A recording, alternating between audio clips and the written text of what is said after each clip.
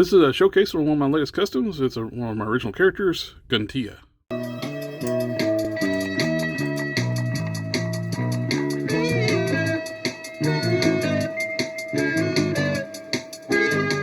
I've had this project done for a little while, but I haven't been really able to shoot a review since I had the surgery on carpal tunnel on my hand.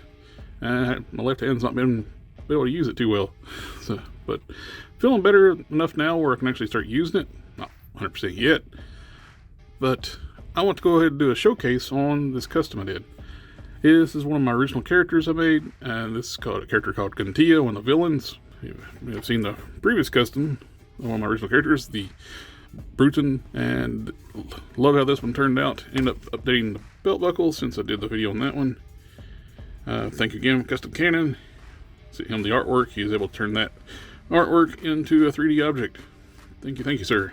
Since I did a hero last time, I want to do a villain, and this one turned out really cool. I use a combination of Caliban and gargoyle parts, custom 3D printed heads, modeled by CustomCannon. He did an amazing job on these. 2 different head sculpts. I have a angry open teeth one, and I have a closed mouth head sculpt. Both of these turned out amazing. Love these. He's actually got this one on his store right now, and you can actually order these heads. These are really cool designs. Love the horns. You got the very demon-esque look to them. And to go ahead and pop on the angry face. These things turned out great. Like I said, the base body is Caliban. I did some few little tweaks to it, like used some styrene and green stuff, made some spikes come off the elbows. Custom made with using green stuff and styrene. I made a belt for them. The wings are from Thalrog, I mean, that's how you pronounce the name, and so are the feet. So that's gives him this look. I wouldn't mind to get some different style wings too, where they're more folded down. These are the ones I had to work with from this. You got full range of movement in those wings. They're very loud ratchets noises, and they move through here.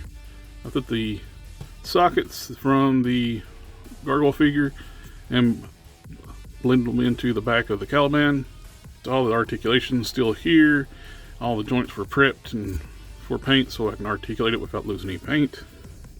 Paints I use for a lot of people like think you can only get good detail with airbrushing. This is all brush painted minus the black on the wings. That was spray paint from Vallejo, like black, and the rest of this is all brush painted. So if used a burnt sienna for the skin tone, did a wash, and I dry brushed some leather brown over it. Then I picked out all the veins, brought the details out in those, painted up the claws, and two-tone the pants. The pants are using Mr. Hobby grays. The wash I use is a Tester's black wash, which is more like a brownish gray. I dry brushed some gray over top the wings. It's hard to see in this lighting. You turn the lighting down so you can see. There you can see the dry brushing a little better. The wings make them a little big.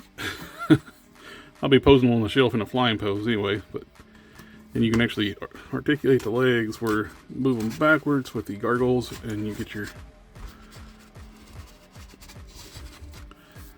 more animalistic looking leg design. I did taper down the Caliban legs at the bottom. So you can see on the regular Caliban, those ankles are quite large. I used my Dremel and tapered them down to match the gargoyle feet. And it turned out quite nice.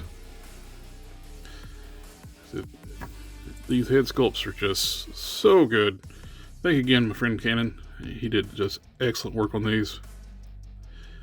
they're quite pointy. I would like to do some green energy effects eventually, or